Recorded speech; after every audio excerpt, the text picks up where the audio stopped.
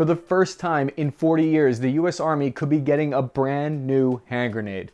This next generation multi-purpose grenade would replace the current M67 fragmentation grenade. It would have some really interesting and much needed upgraded capabilities. It promises to bring the ancient art of hurling a jar of explosives at your enemy into the modern, technologically fancy day and age.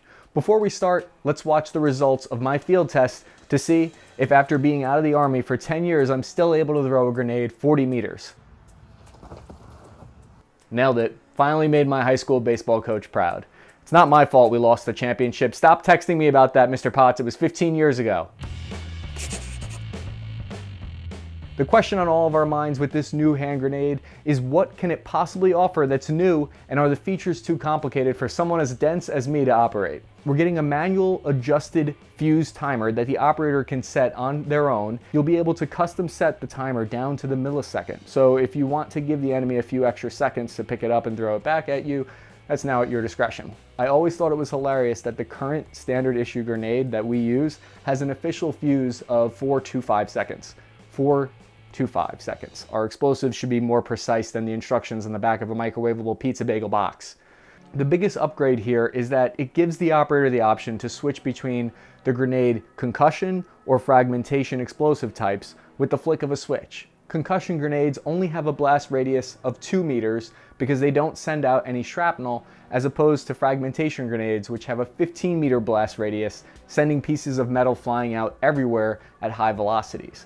After not going outside for 3 months, if either one went off in my apartment, it would be a big improvement. Having the option to switch grenade types on the fly gives soldiers a much wider range of tactical choices in the field.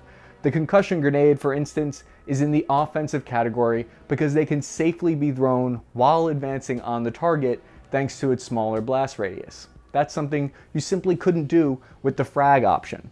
Having the two types of explosive choices also makes the grenade safer, because if you're in a situation where you're worried about the blast radius hitting yourself or friendly elements, you can make the explosive less lethal.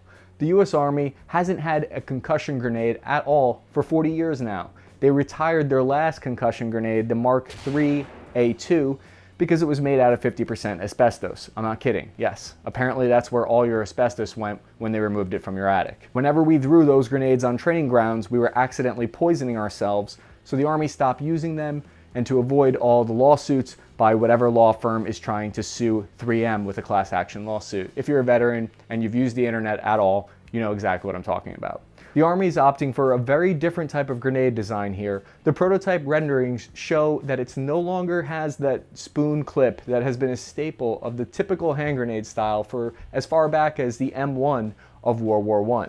Improvements since then have included moving to a circular design, which is easier to throw than a pineapple-shaped grenade. We've also been working on decreasing the chances of it making up its own mind on when it wants to detonate. This is thanks to using a more stable explosive called Comp B inside the M67.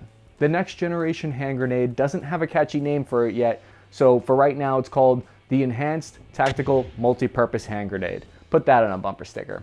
The top Army science people, yes, that's their official title, working at Picatinny Arsenal in New Jersey, they only had $1.1 million of funding for the project in 2017. I can't believe I just said 1.1 million, as if I don't have all the money I own stuffed in a sock under my futon. This doesn't surprise me though. The new hand grenades aren't really the top priority for our military right now, given the types of conflicts we're engaged in. Most troops who have a hand grenade issued to them right now have a very restricted rules of engagement with them. The days of kicking in a door and tossing a frag per room have been over for a long time. Obviously that varies based on the mission. I carried a frag grenade on my vest in Iraq and I never used it, except for that one time when I needed the end of the pin to reach that tiny impossible to reach reset button on the back of the Tamagotchi. The Army Times got this quote from Lieutenant Colonel Bohannon about the new hand grenade development.